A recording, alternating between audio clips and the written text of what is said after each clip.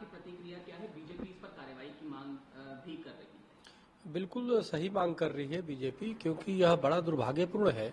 आप बताइए कि केरल में जो हमारा देश का एक अंग है और वहाँ पे फिलिस्तीन समर्थक जो है आतंकी संगठन हमास के आतंकी जो है खालिद जो नाम है जिसका, वो जो है संबोधन कर रहा है और वहाँ के लोग जो है हिंदू विरोधी नारे लगा रहे हैं।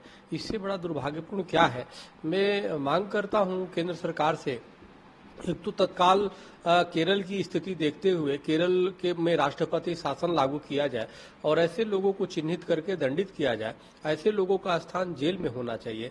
आज जब पूरे देश दुनिया के लोग जो है हमास के आतंक के जो है का धरती से मिटाने की बात कर रहे हैं, उस समय भारत के एक केरल से मल्लीपुरम से जो है जिस प्रकार से उनके समर्थन में वर्चुअल मीटिंग हो रही है, वर्चुअल संबोधन हो रहा है, तो हमें लगता है कि इसकी जितनी निंदा की जाए कम है। एक तरफ हमारी देश के प्रधानमंत्री माननीय नरेंद्र मोदी जी आतंकवाद के खिलाफ इजराइल को उन्होंने समर्थन किया और संपैथी दिखाई कि जो हमास के आतंकी घटना हुआ उसकी निंदा किया, और पूरे देश दुनिया कर रहा है, करना भी चाहिए। दूसरी तरफ उसी आतंकी संगठन के हमास का नेता जो है यहाँ संबोधन कर रहा है, उसको आइकन माना जा रहा है। तो ये बड़ा दुर्भाग्यपूर्ण है। हमें लगता है कि केंद्र सरकार द्वारा जो केरल को जो सब्सिडी और तमाम तरह की सुविधाएं दी जा रही है उसको भी रोके जाने की आवश्यकता है और केरल में राष्ट्रपति शासन लागू किया जाए। मैं ये मांग करता हूं केरल में कहीं ना कहीं केरल को इस्लामिक राज्य और खासतौर से आतंकी राज्य जो बनाने का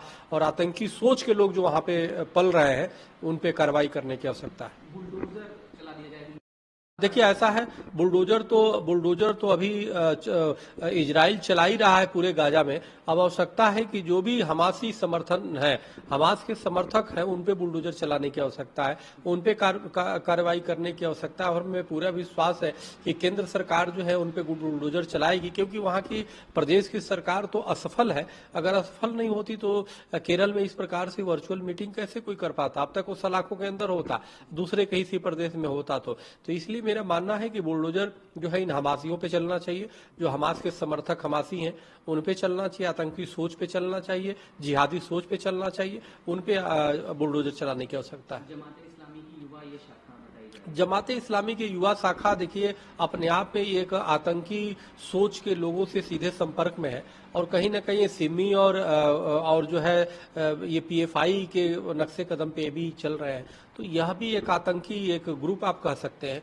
तो हमें लगता है कि इन लोगों पे उसी तरह से कार्रवाई करना चाहिए जिस तरह से भारत में सिमी पे पहले प्रतिबंध लगा और जिस पे पीएफआई पे लगा, इस पे भी लगाने की आवश्यकता है और इन पे बुलडोजर चलाने की आवश्यकता है।